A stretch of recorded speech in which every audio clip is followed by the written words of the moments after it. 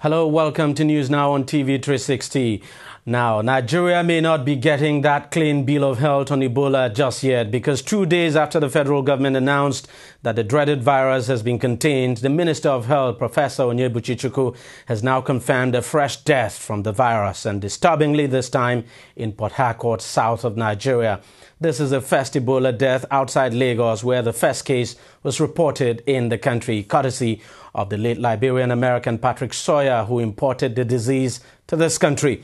Briefing journalist in Abuja, Chukwu said the latest victim is a doctor who died Friday, August 22nd, having attended to a suspected patient who had direct contact with the late Sawyer and who had evaded surveillance in Lagos and fled to Port Harcourt. Primary contact of Mr. Sawyer's had evaded our surveillance team in the last week of July 2014 and traveled out of Lagos to Port Harcourt, where, as we now understand, he consulted with a doctor and was apparently treated for some symptoms. A few days later, 5 days later, following a manhunt for him, he returned to Lagos, by which time he was found to be without symptoms. This case would have been of no further interest since he had completed the 21 days of surveillance without any other issue. But for the fact that the doctor who treated him in Port Harcourt died last Friday, the 22nd of August 2014. Following the report of his death by the doctor's widow, the next day, that Saturday when the report came to us, the case has since been thoroughly investigated, and laboratory analysis showed that the doctor died from Ebola virus disease.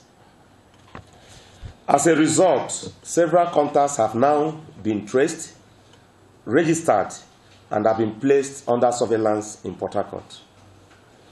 However, because the widow is now symptomatic, she has since yesterday been quarantined pending the outcome of laboratory tests being carried out today on her. The Incident Management Committee has already deployed a very strong team, they are already on ground in Port Harcourt, to work with the health authorities of Rivers State.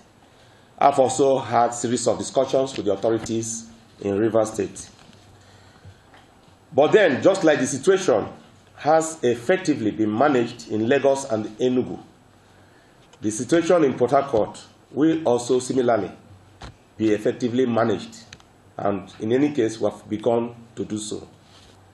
So I want to charge the residents of Port Harcourt, and indeed the rest of Rivers State, not to panic in any way over this situation, as the experience we have gathered from Lagos and Enugu respectively indicate that certainly there's no cause for alarm when you have a government that is fully in control of the situation. Now, that is one assurance the people would desperately be hoping the government keeps. Now, the minister also gave this update of the Ebola situation in Nigeria at the moment. As of today, the 28th August 2014, the total number of cases of Ebola virus disease so far reported in Nigeria stands at 15. You'll recall that the last time we had this interactive session, we told you the number was 13, so we have moved from 13 to 15. The total number of cases treated at our isolation ward in Lagos still stands at 12, and if you include the index case that was managed in a private hospital, total number of cases managed in Lagos stands at 13. The total of these 13, as you are aware, 7 has already been discharged and they are reunited with their families.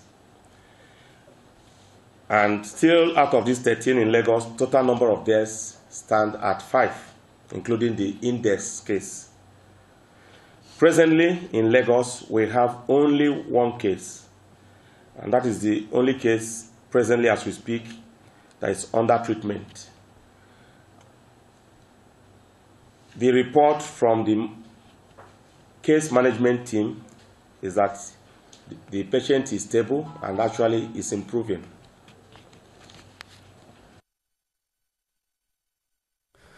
So what is the latest with Ebola across West Africa? The World Health Organization says Ebola has killed more than 1,552 people out of 3,069 known cases in 4 countries in the sub-region. The organization said Thursday that irrespective of the high death toll, the number of known cases continues to accelerate. And that is very worrisome, I must say. The recent Ebola epidemic, which is the deadliest since the disease was first discovered in 1976, has killed nearly as many people as all the previous known outbreaks combined.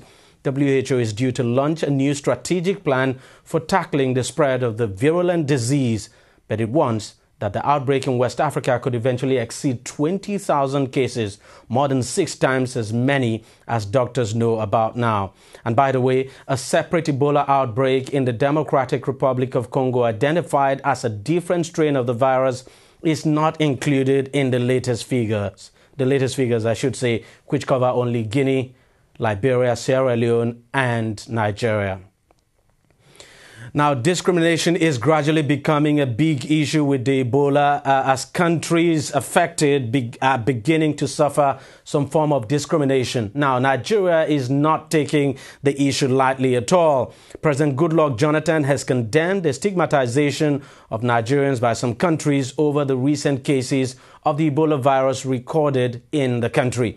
Speaking at a meeting with David Navarro, a special envoy of the United Nations Secretary General, President Jonathan criticized discriminatory actions, especially the one that forced the Nigerian team to the Youth Olympics in China to withdraw its participation in the Games. He said there was no basis for the stigmatization of Nigerians since the EVD has been effectively contained in the country, adding that the disease never attained epidemic levels here. The president demanded an end to the discrimination against Nigerians over the virus and asked the UN Secretary General Ban Ki-moon to act on the demand.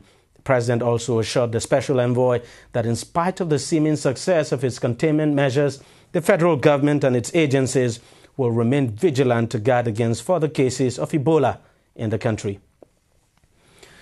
Now, you could call this the politics of Ebola, but the All Progressives Congress, APC, has asked President Goodluck Jonathan to stop the political rallies being organized in his support as part of measures to curb the Ebola outbreak in Nigeria. In a statement released by a spokesperson of the party, that's the party now, Lai Mohammed, the opposition party said urged the president actually to stop rallies being organized specifically by a group called the Transformation Ambassadors of Nigeria across the country, urging him to run for a second term of office. The opposition party says such rallies were distracting all control measures put in place to effectively curtail the Ebola virus in the country. With the recent death recorded of Ebola in Port Harcourt, the party also asked that the planned rally in Rivers State on Saturday be cancelled. According to the party, when the president declared Ebola virus a national emergency, he had discouraged large gatherings and activities that may encourage the spread of the disease, and so such directives should not be disregarded. Well, what can I say? The United States National Institute of Health and pharmaceutical giant GlaxoSmithKline have announced that safety trials on an Ebola vaccine are being fast-tracked, actually. The vaccine will be given to volunteers in Britain, the Gambia and Mali in a bid to tackle the spread of an epidemic which is spread across West Africa, killing 1,552 so far. Researchers hope the trials could finish by the end of 2014. If they are successful, the vaccine could then be given to people infected with the Ebola virus. A total of 3,062 cases have so far been reported, but the World Health Organization warns Thursday that the caseload could eventually exceed 20,000. The trials, which still needs ethical and regulatory approval, will be funded by a £2.8 million grant from the Wellcome Trust, Britain's Medical Research Council, and the United Kingdom Department for International Development, DFID. Well, let's turn to politics now. The Enugu State House of Assembly has confirmed El-Rufai, a politician in the state, as the new deputy governor. Nwoye replaces former deputy governor Sunday Onyebuchi, who was impeached by the State House of Assembly after a probe panel investigating allegations of gross misconduct against him found him guilty. Nwoye's name was forwarded to the House of Assembly Wednesday to replace Onyebuchi as deputy governor of the state. Onyebuchi's impeachment as deputy governor was highly anticipated following his falling out with the state governor Sullivan Chime. The former deputy governor has, however, indicated that he would challenge his removal in court. He had been accused of operating a commercial poultry at his official residence, an action he says does not constitute an impeachable offense. Former Minister of Federal Capital Territory and Deputy National Secretary of the Opposition All Progressives Congress, Nasir El-Rufai, has been reacting to the strong-worded letter written by a former leader of the party, Tom Ikimi, criticizing the APC and giving reasons why he withdrew his membership of the party. Ikimi had, in the letter addressed to the APC National Chairman, John Oyegun, and which had been made public, pointedly accused the leadership of the party of forcing him to step down from the national chairmanship race of the party. Among other things, Ikimi also alleged in the letter that the party has been hijacked by the former governor of Lagos State, Bola Tinubu.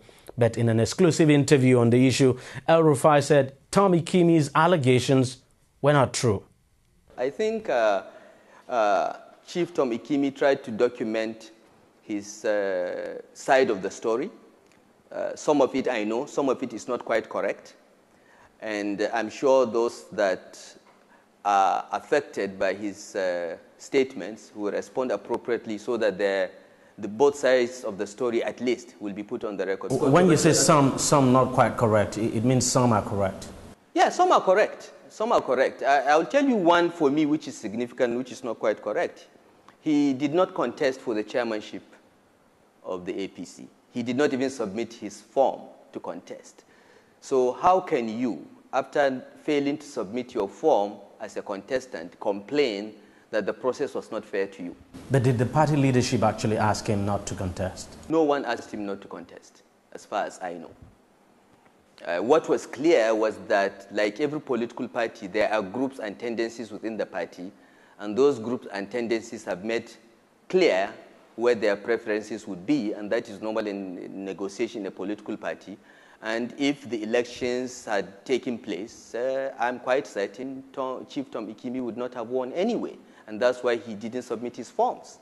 But for me, and I was quite disturbed when I didn't see him at the convention ground because I didn't have all the information, and I had meant to go and talk to him. But once I discovered he did not even submit his form to contest, there is nothing to discuss. You can only complain that a process was unfair to you if you contested and you can document irregularities in the process. But this did not happen. Now, he said the APC has been hijacked and that it's more or less one man calling the shot. You are a senior member of the APC. Will that be correct? That is not correct. It is completely incorrect. There is a perception being created that there is someone in the APC that has hijacked the party or is running things the way he wants.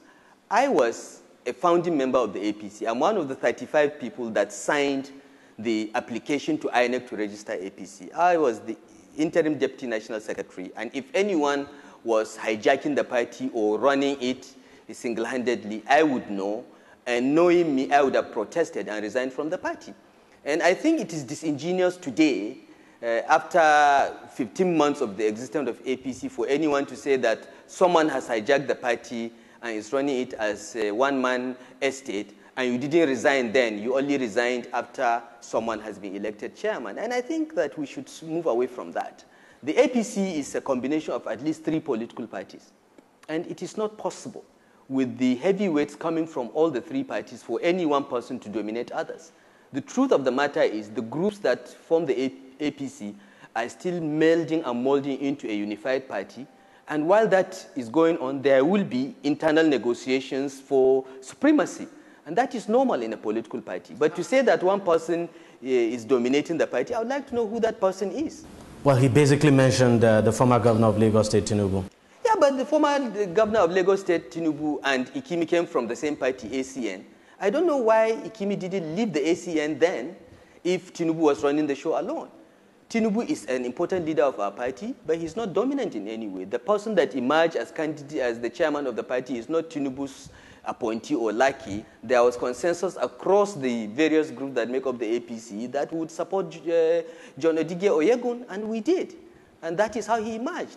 Tinubu alone could not have succeeded in getting Oyegun elected because he didn't have the votes or the capacity to do so. How would you react to his complaints as well that the governors of the party are bent on taking over the structure of the party, that as a matter of fact, they're taking over? That is not correct. First of all, the governors as a group in any political party are a very influential group. So they will try to exercise their influence. That is normal in politics and political process. But to say that the governors have taken over is not correct. Oyegun was not a candidate of the governors per se, okay? And the national secretary of the party is not a candidate of the governors per se. There are all these negotiations, and to try to take the political negotiations as and blowing them out of proportion as defining the party is incorrect. What about the governors in the PDP? Are they not influential? Why was there a controversy over who becomes chairman of the governors forum? Why was President Jonathan interested in having someone with 16 votes be the chairman instead of someone that got 19 votes? It's all because in the political process, there are tendencies and they negotiate and they try to dominate. And it is normal. But it doesn't make a party dysfunctional. It doesn't mean that you can complain after the fact. If you feel strongly about an issue, leave before the fact and shout. But do not complain after the fact because it sounds a little lame, quite frankly.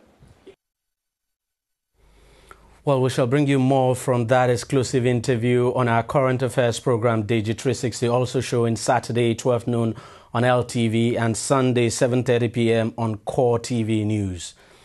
Former national chairman of the People's Democratic Party, Alhaji Bamanga Tukur, has warned those changing their membership of political parties to desist from it. He said such action was capable of derailing the country's democracy.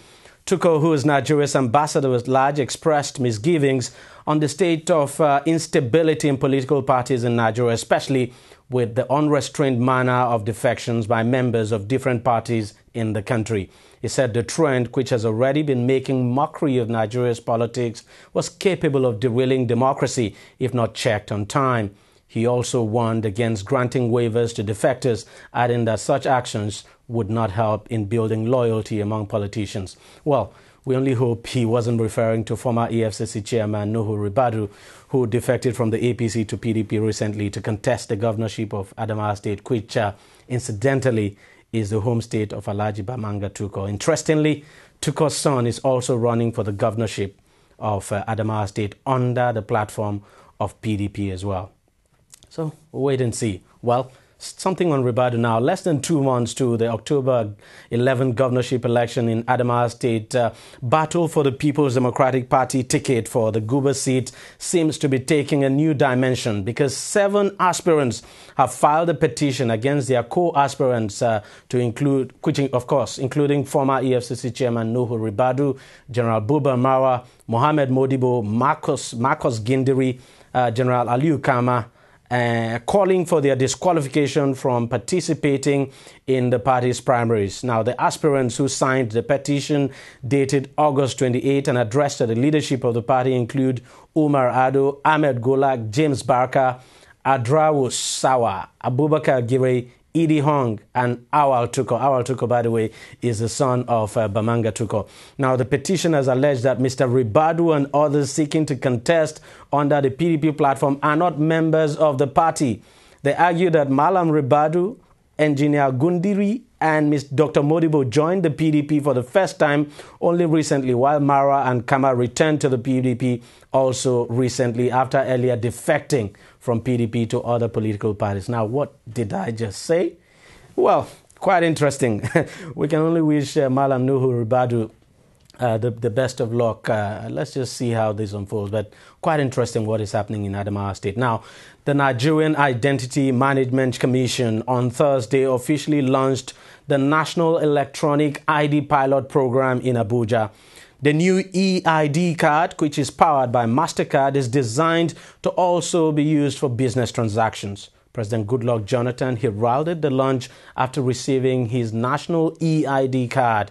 He commended the Commission for the initiative and for achieving, in his words, a world-class product. The initiative marks the largest rollout of a biometric-based verification card with an electronic payment solution in the country and the broadest financial inclusion program in Africa.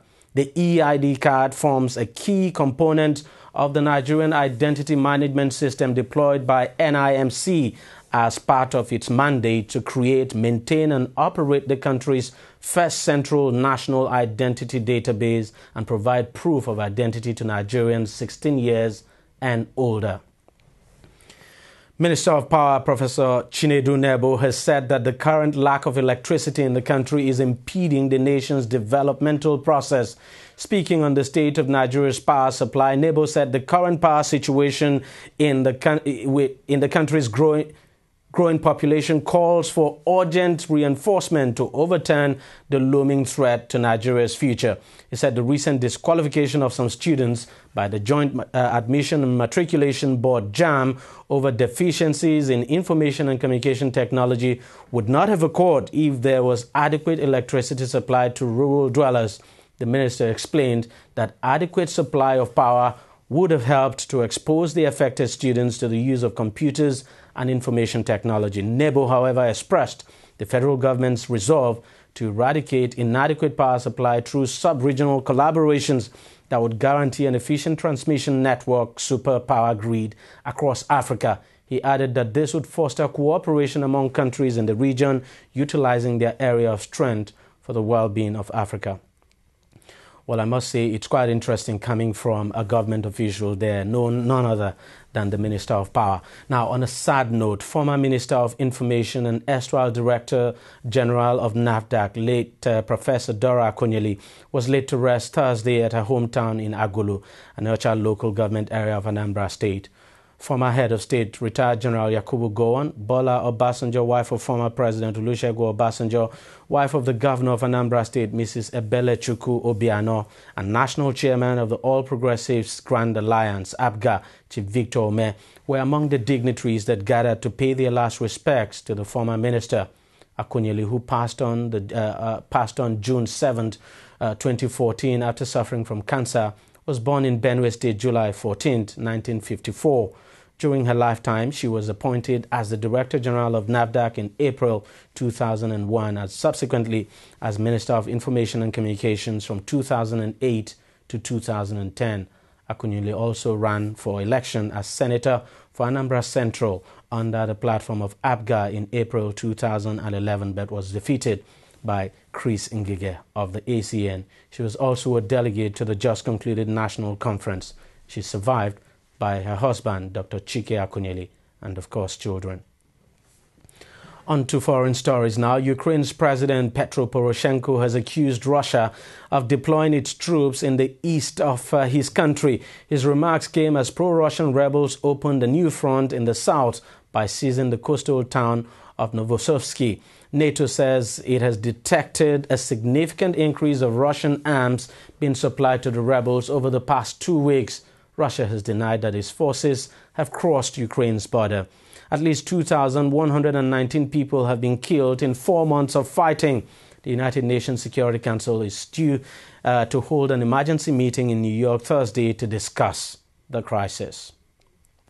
Sports now. Chris Giwa, the newly elected president of the Nigerian Football Federation, Thursday assumed duty at the NFF Secretariat in Abuja. The club owner emerged president of the federation after a faction led by NFF Vice President Mike Ume organized an election in Abuja. Giwa polled 27 votes to defeat Ume, who got 2 votes in an election where 29 out of 44 members participated in the voting exercise. The election was done without the presence, of course, of the outgoing president Aminu Megari, while the General Secretary Musa Amadu reportedly left the venue of the said election before it took place. In his first press conference as NFF President, Giwa promised to work in harmony as well as begin reconciliatory moves with agreed factions in the nation's football family to move the game forward. He also revealed plans to relocate the NFF Secretariat to the National Stadium in Abuja. His supposed resumption of duty comes a day after the General Assembly of the NFF unanimously agreed on September 4 as the date for its elective Congress. Everton striker Samuel Eto'o has announced his retirement from international football. The 33-year-old who just recently signed for Everton after being released by Chelsea in June announced his retirement via a statement posted on his official Twitter account, thanking Africans for their support. Eto'o holds the title of all-time leading goal scorer for the Cameroon national team, as well as the Africa Cup of Nations tournament. He made the third most appearances for his nation with 118 total appearances since his first call-up to the national team in 1997. His last game for Cameroon was the 1-0 defeat by Mexico at the 2014 World Cup in Brazil, and on Tuesday he was replaced as national team captain by Stefan Mbeya. His retirement follows another great African striker, Ivory Coast Didier Drogba, who also retired after the World Cup. German champions Bayern Munich have been drawn in what can arguably be called the group of death in this year's Champions League. Following the draws in Monaco, the former champions were pitted against English champions Manchester City, Italian giants AS Roma, and Russian side CSKA Moscow. The team, coached by former winner Pep Guardiola, will aim for their fourth final in 6 years, with the final slated for Berlin in their home country. Germany, English side Arsenal will come up against familiar foes in the shape of Borussia Dortmund, while defending champions Real Madrid will face Premier League runners-up Liverpool. 2012 champions Chelsea were drawn in Group G with Schalke, Portuguese opposition Sporting, and Slovenian side Maribor. And while current world footballer Cristiano Ronaldo has been named as UEFA's best player in Europe for his Champions League winning heroics with Real Madrid in the 2013-2014 championship. Well, congratulations to Ronaldo. That's it on News Now. We thank you very much for watching. We'll see you again very shortly.